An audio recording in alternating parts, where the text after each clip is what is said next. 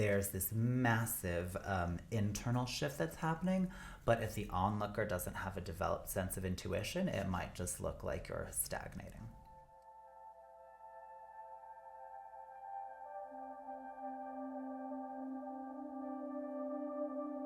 Hi, I'm Misha, and welcome to Vibrant Classroom, where I share stories about the journey to create, speak, and be vibrantly. Today, I wanted to talk about yin and yang and the dance of dynamism. So this actually brings us to the conclusion of season one of the Vibrant Classroom podcast, and I can't believe it. When I started recording these videos and actually accompanying series of blog posts, I have a newsletter called Vibrant, a newsletter. So if you find me on Substack, you can read all about it there. But when I embarked on this journey, I didn't really know that all the posts that and the videos for the podcast that I would be doing would have kind of a theme that's kind of tying them together. And at the end of the last episode, if you saw it or listened to it, you'll realize that you probably saw or heard how in real time I kind of saw the connection between all the different things that I was talking about, and that connection is transformation. It's this idea of yin and yang and the interplay, and how there really is a harmonic dance that happens between them. So today, I kind of just wanted to synthesize everything that we've been exploring the past number of weeks and kind of put them together and share some wonderful new reflections and revelations on that. So over the course of the past 5 weeks, we've really seen how opposites attract.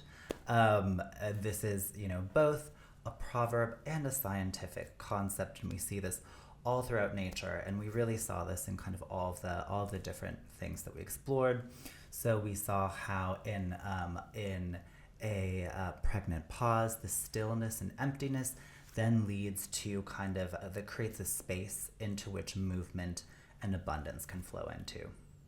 We saw kind of how the darkness and kind of dreariness of winter on kind of the terrestrial plane then lead you to kind of seek light in the heavens and in the underworld.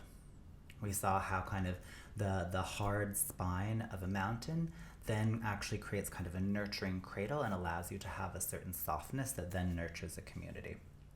And we saw both how in metamorphosis of the self and also kind of the mutation or transmutation of your environment, you have the ability to, from this inner space, when you feel that you've reached a limit, either, again, in the self or the environment, to then transform the form and then create a new sense of freedom that transcends the limitations. So we've really seen kind of this, kind of how the interplay of yin and yang in those, and I wanted to talk more about kind of the process of transformation and explore it a little bit more. So I talk a lot about nature, and in one of the episodes I talked about kind of the blessing of necessity, how we say necessity is the art of invention or the mother of invention or something about that, because when you're put in a challenging circumstance, you just need to rise to the challenge. So they often talk about kind of ordinary people in extraordinary circumstances, and that's what necessity brings out. So in nature, that just happens all the time. So when there is a necessity, in the episode on metamorphosis, I talked about how, caterpillars often, depending on the species, might shed their skin 5 times. And if they don't shed their skin when they reach the limit, they will die, quite simply. Humans, because we've actually created a little bubble for ourselves, in our cities and in our environments, we've shielded ourselves from the elements, and we've kind of protected ourselves from kind of the dire necessities and situations of the world around us, which, in a certain sense is nice and it's good, and it allows us to kind of have longer, healthier lives in a certain sense. But in another way, it kind of takes us out of these natural cycles of renewal that really help shake off these kind of layers of artifice that we've inherited. And the episode on flow, we talk a lot about how these how the mind is really kind of just as external as our environment, and how a lot of the things that we've come to think of as just the way we view the world are really inherited. So these cycles of the natural world, all this upheaval that you experience, really can be great, because it really does allow you to kind of examine why you're living the way you're living in a habitual way. But if you're isolated from that, that doesn't happen in a very natural way. So then what happens is, in this hamster wheel, you're building momentum, and it keeps amassing, and it gets stronger and stronger and faster. So then if something within you wants to go in a different direction, what it then means is you really need a massive shock to the system in order to pause that and to then go in a different direction. So first, you need to go from this really strong yang in one direction to a state of yin that then creates kind of this lack of momentum from which you can shift to a new direction of yang. So essentially, that's kind of the first step of kind of stopping the momentum, often with kind of a really massive shock, which can happen in many different ways, that then creates the space to kind of observe the situation for what it is, in that sense of space, which kind of we talked about in the episode of A Pregnant Pause. With that stillness and spaciousness, then you can decide where you want to go. And in the hero's journey, this would be kind of the moment where the hero then has the decision, once they have this new clarity, to heed the call. So that's kind of the first step of kind of upheaval, pausing, seeing the situation for what it is, and then deciding whether or not they're going to actually go through the process of transformation. So then if you do heed the call in the Matrix, that would be taking the red pill. In a lot of I talk about the Matrix a lot. I really do like the Matrix. And a lot of other, it's a fairly universal thing. In the hero's journey, that's when they heed the call, and then they go into the underworld. And the underworld is kind of this completely new paradigm. It's kind of like in the episode of Winter, I talked a lot about the underworld. So here, you kind of can't rely on the senses you relied on before. It's dark, it's murky, it's ambiguous. So kind of the sight that you had on the external world is not very useful. Also, it's much more of a state of yin. It's kind of, there's a lot of kind of pausing, kind of just seeing what emerges, and kind of being comfortable with the uncomfortable, being able to kind of just navigate the ambiguity, and being accepting that there is a moment of stillness. So in that moment, I also talked about this, and I forget which episode. I think it was The Pregnant Pause also. It's often in this moment where kind of the hero has tried so many things, their body is exhausted, and they finally surrender. They surrender, and in this moment of surrender, that's when they kind of let go of their previous notions of everything, and in the space again that creates from letting go of their past life, sort of death in a certain way, then there can be a rebirth. Then there can be kind of a gaining of new perspective. So when you relinquish your sense of sight from the terrestrial world, then you can open your third eye. Then you can open your intuition that then lights the way forward. So something that I did not talk about as much in, I don't think, any of the other posts is, a little bit in the one on transformation, is in transformation, metamorphosis, I talked about how, a lot of the times transformation is an invisible process. So there's this massive internal shift that's happening, but if the onlooker doesn't have a developed sense of intuition, it might just look like you're stagnating. So what this often creates is kind of this discord between your internal environment and your external environment. So this is really one of the biggest struggles of the process of transformation, because firstly, navigating the underworld, especially if it's unfamiliar, is difficult to begin with. And then on top of that, being pulled by everyone around you from your kind of previous paradigm, who's functioning in the way that you used to function, back to where you were, that makes it so much easier to want to go back to where you were before. So you're kind of in this amphibian in-between state where you're starting to kind of go from the sea onto the land, explore this new environment, but you haven't completely adapted to that. And then meanwhile, everyone's kind of pulling you back to the sea. They don't have a vision of life on land. It's kind of like how in the Little Mermaid, how, you know, the song Under the Sea, how they're talking about everything's so much better under the sea. And, you know, every environment has wonderful things and has not so wonderful things. But really, in that song, they don't actually have an experience of life on land. They don't actually know what it's truly like, and they can't really fathom what that existence really is. So people are kind of just pulling you back to what's familiar. They're doing it out of love, but really, they simply can't understand when the people who are pulling you back to your previous paradigm generally don't understand the process of transformation. They don't see where you're going. But it does take a lot of conviction to both sit in the discomfort of transformation and also to be assured enough in that to not be swayed by the external world. So that's the process of transformation, the midst of that.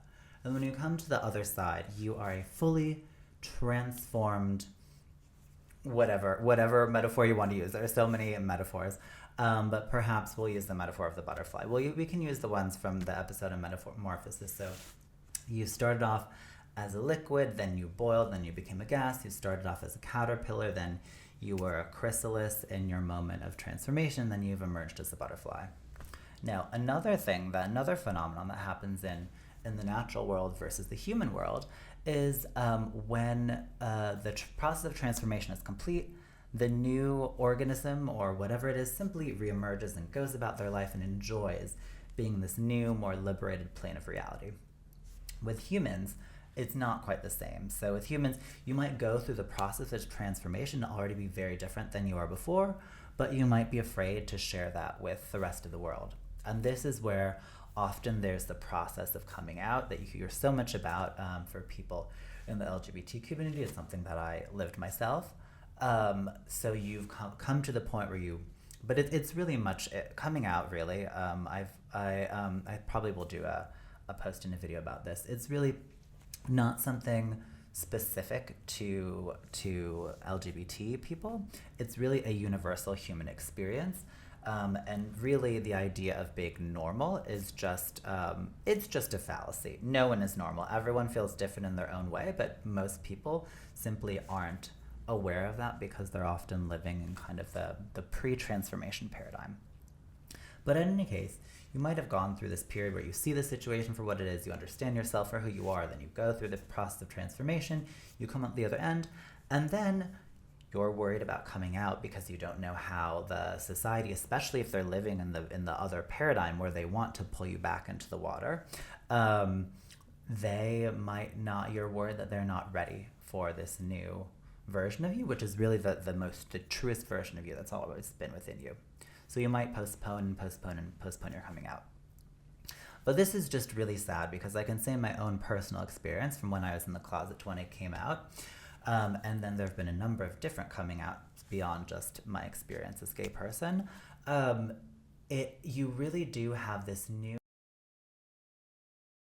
version of yourself from the world where, first of all, just being able to express yourself fully and freely is a liberation. And then you also get this response from your environment that then this greater sense of acceptance.